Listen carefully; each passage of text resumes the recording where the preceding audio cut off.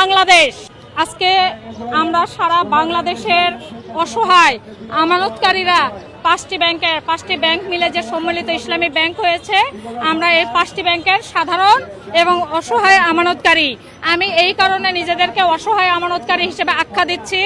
আমরা নিজেদের কষ্টার্জিত টাকা, নিজের জীবনের শেষ সম্বলটুকু ব্যাংকে রেখে, বাংলাদেশ ব্যাংক কর্তৃক নিয়ন্ত্রিত পরিচালিত ব্যাংকে রেখে আজকে আমরা রাস্তায় রাস্তায়, বাসভবনে, পথে পথে মিটিং মিছিল, ভিক্ষার মতো আমরা ভিক্ষা চাইতেছি।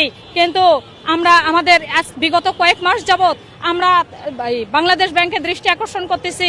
সাবেক গভর্নর মনসুর সাহেব যে গত 2024-25 সালের হেয়ারকাট নামক যে জঘন্য এবং নিন্দনীয় যে প্রজ্ঞাপন জারি করে গেছেন, আমরা এটা তীব্র নিন্দা ও বিরোধিতা জানাই, ধিক্কার জানাই এই প্রজ্ঞাপনের। আমরা আসছি নতুন গভর্নর যেন এই প্রজ্ঞাপন অচিরেই তুলে নেয়, সাধারণ আমানতকারীদের যেন স্বার্থ দেখে। পৃথিবীর একমাত্র অসভ্য সিস্টেমের দেশ বাংলাদেশ। এই কারণে অসভ্য সিস্টেমের দেশ বাংলাদেশ, এখানে আমানতকারীদের আমানতের কোনো নিরাপত্তা নেই। আজ বাধার উদ্যোগতি, আজকে আমাদের পেট চলতে কষ্ট হয়, আজকে আমাদের বাচ্চাদের পড়াশোনা করাতে কষ্ট হয়, এর মধ্যে আমরা আমাদের আসল টাকা পাইতেছি না, মুনাফার টাকা পাইতেছি না, আসল টাকার নিরাপত্তা পাইতেছি না। তাইলে এর থেকে এই দেশে বসবাস করার থেকে আমাদের এক একজনকে গলায় ট্রেনের নিচে ঝাঁপ দিয়ে মরাটাও আমাদের জন্য সহজ পথ। আজকে কেন পৃথিবীর কোন সভ্য রাষ্ট্রে এই নিয়ম কি আছে যে নিজেদের কষ্ট অর্জিত টাকা ব্যাংকে রেখে আজকে দাঁড়ায় নিজেদের টাকার জন্য আমরা কি এখানে অনুদান নিতে আসছি? আমরা কি এখানে অবৈধ কোনো দাবি নিয়ে আসছি? অযৌক্তিক কোনো দাবি নিয়ে আসছি?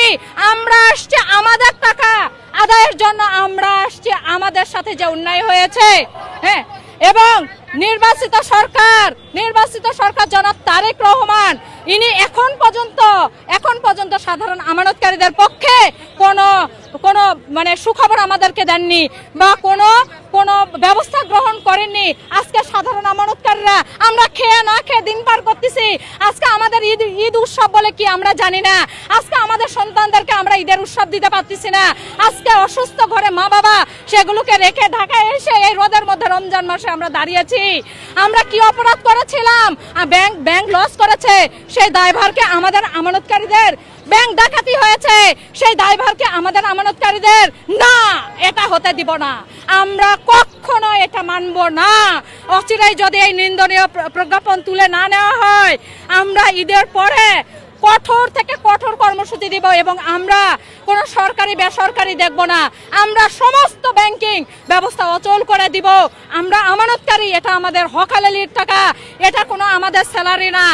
আজকে এই যারা ব্যাংকে চাকরি করে তারা ঈদ বোনাস পেয়েছে, 15 রমজানের আগে তারা ঈদ বোনাস পেয়েছে, তারা তাদের 20% যে কর্তন হয়েছিল সেই টাকাটা তারা পেয়েছে। এখন তাদের কোনো 20% কর্তন নেই, এখন তারা ফুল টাকা পাইতেছে। তাইলে আমরা আমানতকারী, আমাদের অপরাধ কি? আমরা কি অপরাধ করেছি যার দ্বারা আজকে রমজান মাস আমাদের দিকে কেউ দেখার নেই? বাংলাদেশ ব্যাংক কি দেখে নাই ব্যাংক ডাকাতি হয়েছে? বাংলাদেশ ব্যাংক কি দেখে নাই ব্যাংক লস করেছে? ব্যাংক যদি লস করে, গত 24 সালে এক্সিম ব্যাংক বাংলাদেশ ব্যাংকে 700 কোটি টাকা মুনাফা দেখিয়েছে এবং বাংলাদেশ ব্যাংকে 700 কোটি টাকার পরে 42.5% ইন্টারেস্ট নিয়েছে, প্রায় 1500 কোটি টাকা। তাহলে বাংলাদেশ ব্যাংক এই ইন্টারেস্ট নিল কেন? আমাদের গ্রাহকদের কাছ থেকে নিয়েছে, তাদের কাগজ আছে, এই রিটার্ন সাবমিটার তাদের কাছ থেকে নিয়েছে 10%, যাদের রিটার্ন সাবমিটার কাগজ নেই তাদের কাছ থেকে নিয়েছে 15%। তাহলে আজকে কেন এই প্রজ্ঞাপন হলো? আজকে কেন এই গভর্নর, জালিম গভর্নর? আমরা ধিক্কার জানাই।